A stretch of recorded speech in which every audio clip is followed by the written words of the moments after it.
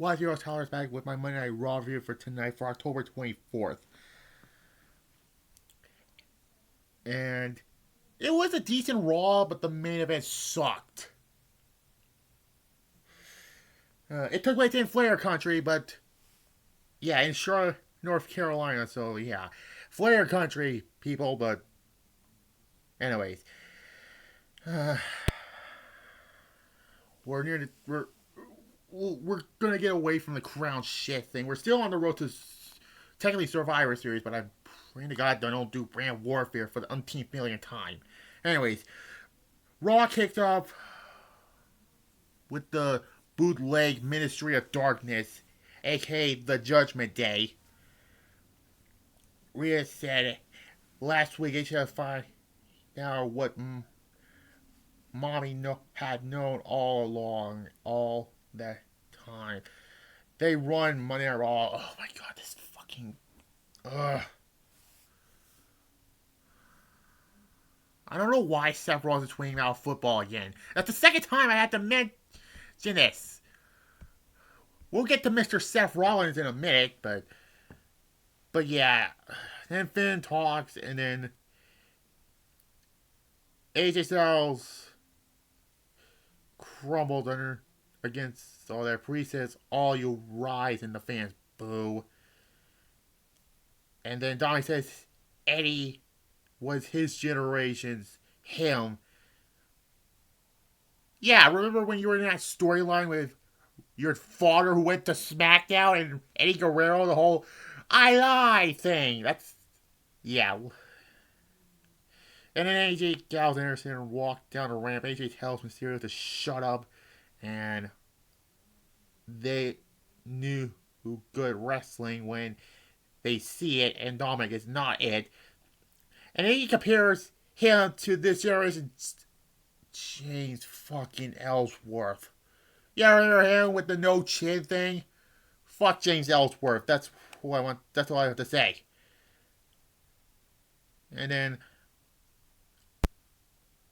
more talking, and then they did Finn Balor versus Carl Anderson, which was a good match, but the fucking interference again ruined the match.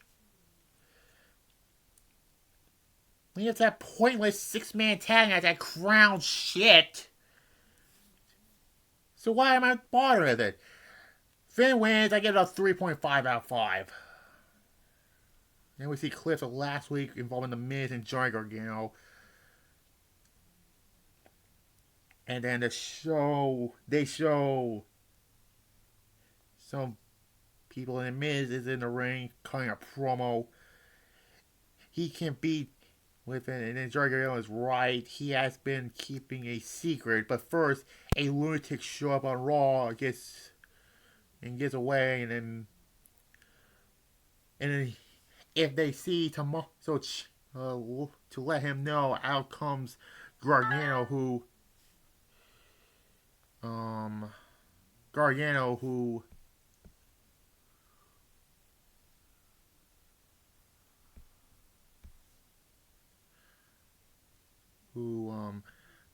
more talking. Miz says he is telling nothing but the truth, and then out comes our truth.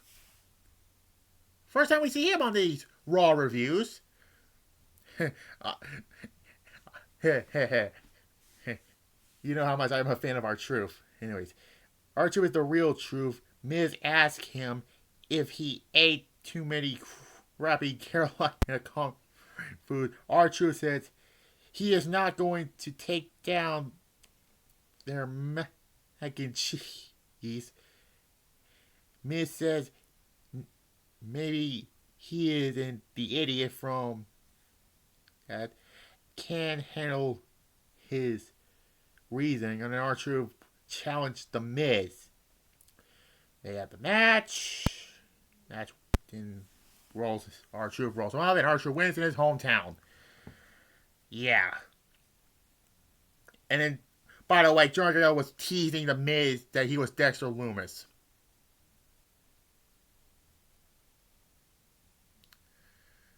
Yeah.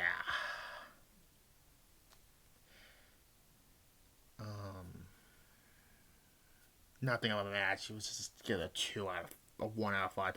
Or no, a 2 out of 5. We cut backstage, and then Candice LeRae said she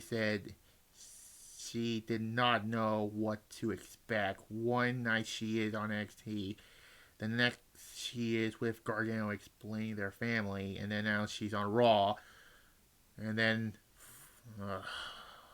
Bayley and her stupid group attack her off camera. Yeah, literally, the camera's like on the floor. Don't care. Then Matt Riddle is backstage with Elias.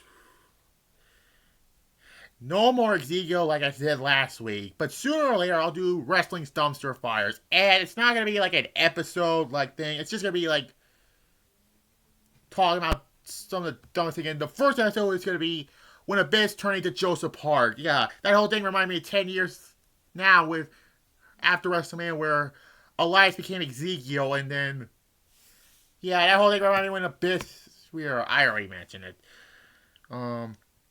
So yeah, Elias challenged Gable for a match, and then Austin Aries versus Mustafa Ali. But all of a sudden, Seth Rollins joins the commentary booth in not a good match, 1 out of 5, and Austin Theory wins. He's the most pointless Money in the Bank holder ever. I might do a video someday. That Money Bank needs to go away as a pay-per-view. So yeah, this was, and then Seth Rollins and Ali brawled. This is going to lead to a U.S. title match, a crown shit. What the hell happened to Seth Rollins this year? He went from, earlier this year, he was in 2 separate world title matches. In the fatal 5-way matches, although it should have just been Big E and Seth Rollins, and Seth should have won the title.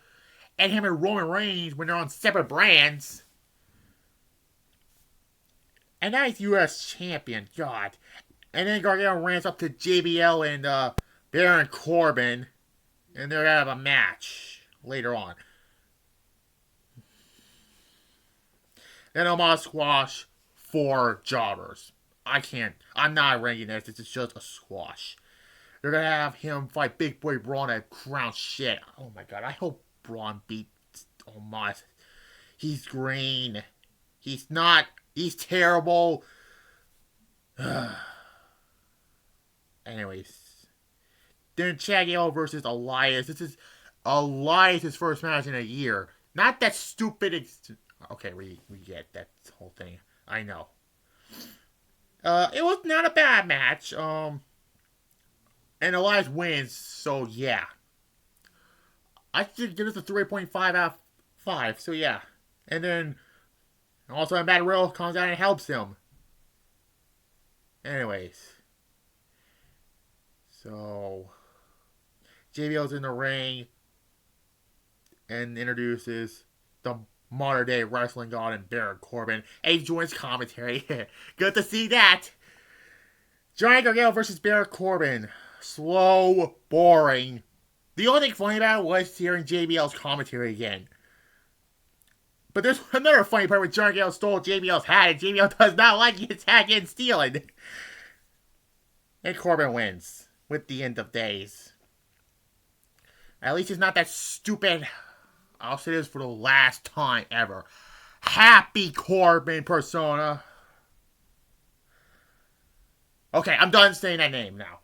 I refuse to say that. Anyways, Baron Corbin wins. And then Bianca Belair is getting interviewed. They talk about the probably last week Brock Lesnar story. Gargano's walking backstage when The Miz walks up to him and hands him a get well card for Candice LeRae. Gargano said his Miz has told the truth. What happens to Dexter Lumis? Make sure he does next week. They're showing a video package of Brock Lesnar versus Bobby Lashley at Crown shit. I'm not referring to it as Crown Jewel. I'm calling it Crown shit. Because it's headlined by fucking Roman Reigns and Logan Paul, the douche. Enough said. They're going to announce that Brock Lesnar will be appearing on Raw next week. And we get for the umpteenth millionth time, Bianca Belair versus Bayley. How many times? These matches, not good, no chemistry. This was worse than their match at Extreme Rules.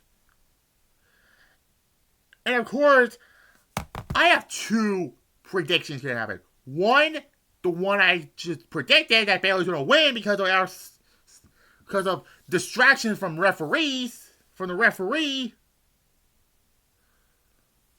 The other thing I was hoping for was the return of Becky Lynch. But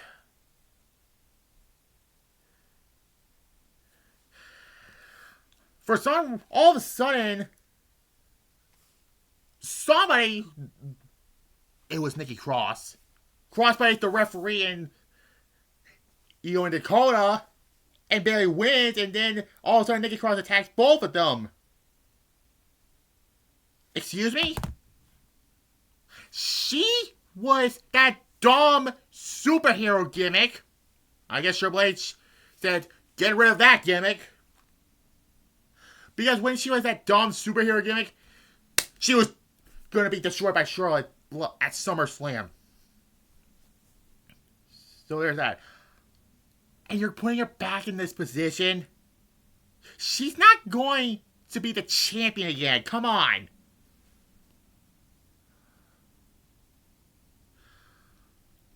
And this feud is... The match, by the way, gets a 0 out of 5.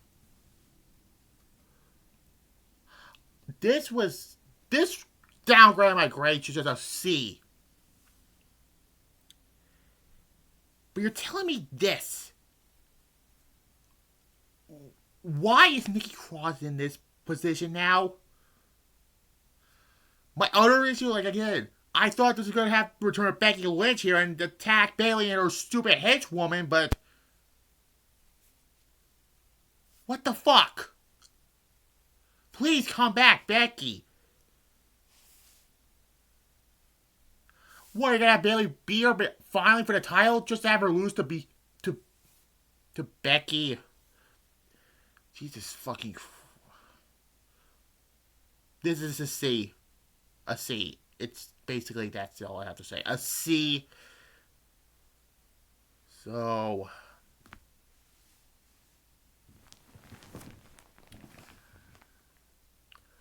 That's all I have to say. This women's division is lacking without...